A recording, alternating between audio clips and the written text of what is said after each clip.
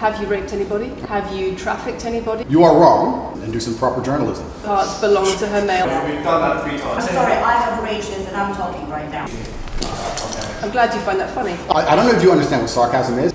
You've agreed to do an interview with the BBC today. Yep. Because you're facing some very serious allegations. Correct. Rape, human trafficking. Yep. Have you raped anybody? Absolutely not. Have you trafficked anybody? Absolutely not. There are no charges yet. Correct, there are no charges. Has said that there are no evidence. charges. No women are coming out against me and accusing me of doing it. Yes, they are. No, they're not. Yes, they are. No, they're not. Who? There's testimony from the current investigation. Let me read you some of the testimony from the current investigation. Can I finish, please? One of the witnesses said... Can I finish, please? You're not answering the question I've asked you. You are wrong, and we're going to have to accept that for now and talk about something else. You have said, my job was to meet a girl, go on a few dates, sleep with her, get her to fall in love with me to the point where she'd do anything I say, and then get her on webcam so we could become rich together. I don't think that's what I personally said. I think that's exactly what no, you said on your website. No, I've never said that. That's something that you found on the internet. Oh, it's Sophie, the fake name, no face. She's making the point that there is Has she accused me of a crime? Emotional or psychological manipulation. I've asked you a question, and I've allowed you into my house. I'm asking you a question. Correct, but you're not the boss here, because I've allowed you into my house. I'm asking you the question. Correctly, and I'm telling you. You get to decide the answers. No, we're equal here. I've allowed you into my house. You don't come here with a position of authority. I'm doing you the favor as legacy media, giving you relevance by speaking to you. And I'm telling you now, this Sophie, which the BBC has invented, which there's no face of, nobody knows who she is. The BBC did not invent Of course not. And because you never invent anything. And she's not filed criminal charges against me. The reason I'm being attacked is because of my massive influence, not because I've ever hurt anybody. We will see what women go. We will see what women go to court at the end of this trial. Please? We'll see which women go to court. Can I finish, please? We'll see which women go to court. I'm describing women who are going to court to accuse you of rape and human trafficking. Sophie hasn't gone to court. Sophie doesn't exist. And I'm describing women who have spoken to the BBC at length. Sophie doesn't exist. And other media organisations about what they say is emotional manipulation and coercion. And I'm quoting back to you your own words. The words you found on the internet, and Sophie doesn't exist. On your so let's website, move on to the next subject. In your voice. Move on to the next subject. No, I think I'll stick on this one for a minute. What you found, some text from the internet, and you're going to sit here and tell me that's the reason I should be your website, your words. It's not my website. Yes, it is. No, it's not. Check my website. Next. I'm guessing what you're trying to say is you're accusing me and you're trying to say that I'm guilty of the things I'm accused of and that I'm emotionally manipulating people. I'm saying that you have said you emotionally manipulated people here for your own financial gain. No, absolutely not. And I'm asking you about that. Absolutely not is the answer. I look forward to the end of this trial. I look forward to clearing my name. I look forward to the BBC and the legacy media having to say not guilty and having to tell the truth. Thousands of women have come out in my defense, and you've not mentioned that. Thousands of women come out in my defense. Because the problem is when women accuse you of serious crimes. The people who are involved in the criminal investigation are saying that we're not victims of anything. Andrew's fine, he's never hurt us. You're saying, no, I have the opposite to that. I have to counter that. I have someone called Sophie with no face, a fake name, who we've invented, and she's not accusing you of anything criminal. So I don't see the whole point you're trying to make here. You say you manipulate women, they say you manipulate women. Why wouldn't people think you do? I'm saying that you should know better as a journalist and do some proper journalism. You've got children's organisations in the UK, you've got rape organisations in the UK, you've got the police naming you by name as someone who has a harmful influence on children and on women in the UK and elsewhere because of the things you say, because of the way you present. I believe my impact on the world is positive. In fact, if you were to read the comment section of nearly any video I post, especially by the legacy media, 95% of the population agree with me. And it's a shame, it's a massive shame that the BBC come here and try and push and purport this idea that I'm a dangerous person. You have said you're the most dangerous man in the world. You've also said that a woman's intimate parts belong to her male partner. I'm glad you find that funny. I find it funny that you're sitting here saying that I've said I'm the most dangerous man in the world, and you believe that's...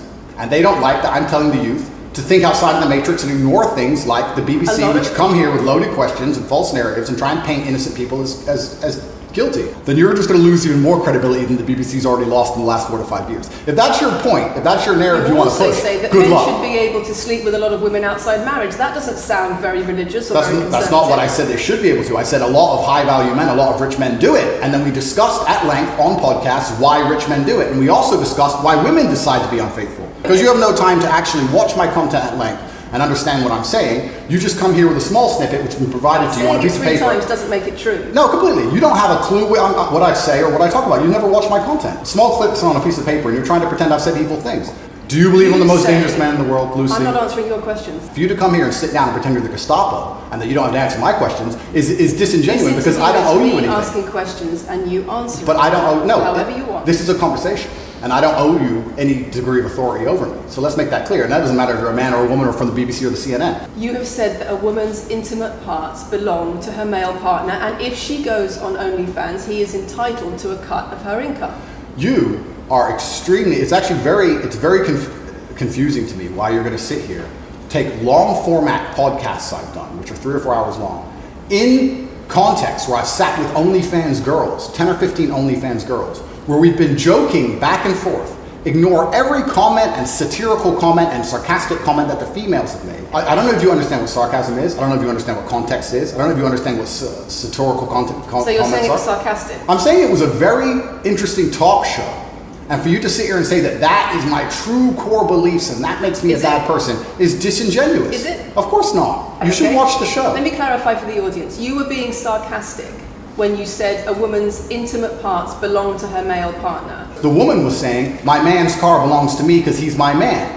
And she was on OnlyFans. And then 20 minutes later, when she said she was on OnlyFans, I said, well, you're selling your body, that belongs to him because he's your man. And she laughed. She laughed and she said, yeah, that's probably true. For you to come here with doing no research at all and then say, I don't understand what I'm talking about, but I've got this piece of paper with a few things printed off, you should watch the show, do some research. Do you believe it? You already answered I've already answered the question. Not really. Of course I have. Can we move on? I've answered the question. Do you believe that a woman's intimate parts belong to her male partner? Of course not. I've just answered the question.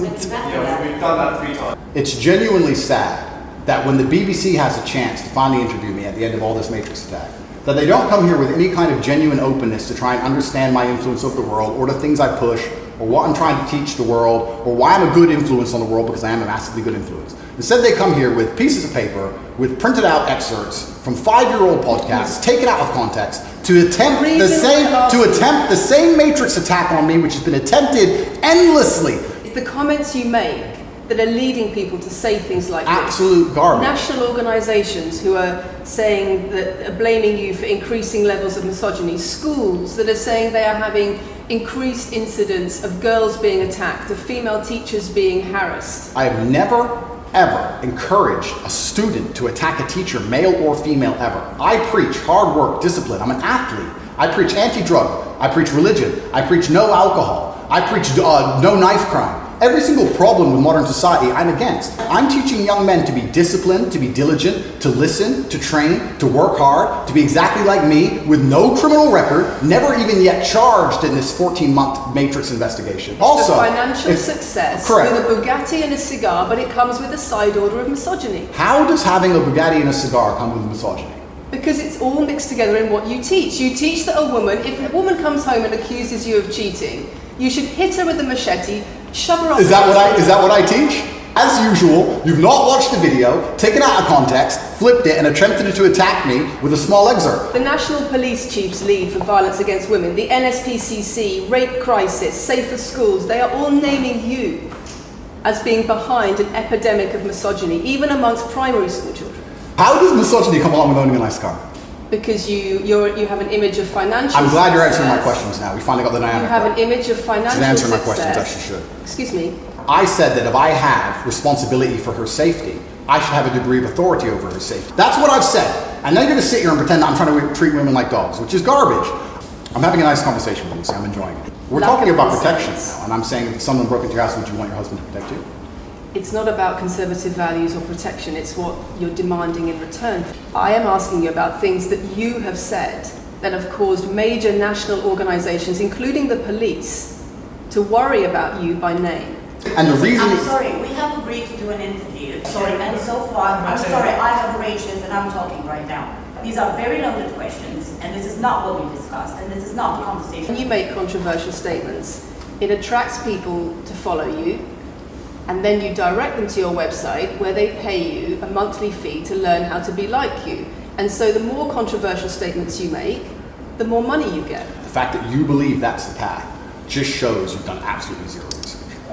You are renowned. I'm renowned for offensive and controversial. That's not why I'm renowned. comments I'm actually about renowned. relations. I'm actually renowned for helping young men, because we talk about there's a men's mental health crisis. So Just why because are I so discuss many men's women- issues, people say, oh, you're anti-woman. I'm not anti-woman, I love women. Why are so many women saying that when their boyfriends start following you, They're not. they experience more control? So many. They experience How many? more abuse. How many? Enough.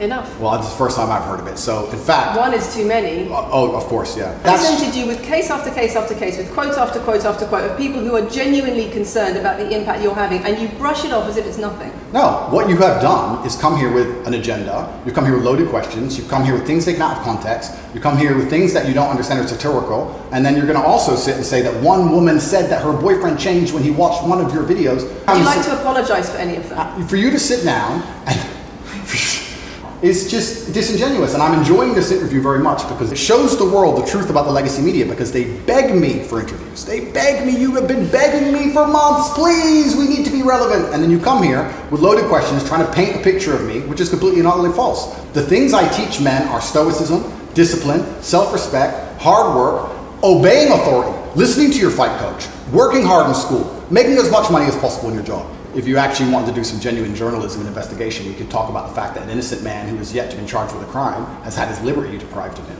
And I think that would be a far more interesting angle than talking about me being the most dangerous man in the world because I own a car. Do you really believe you're the most influential man on the face of the planet? I'm the most Googled person on the planet. Do you believe you're the most influential man on the face of the planet? I'm the most Googled man on the planet. I think we're done. Yep. Thanks, Lucy. It was enjoyable. Nice to meet you. Very nice to meet you, Lucy. Thank you. Very nice to meet you. Goodbye. It's a very polite staff.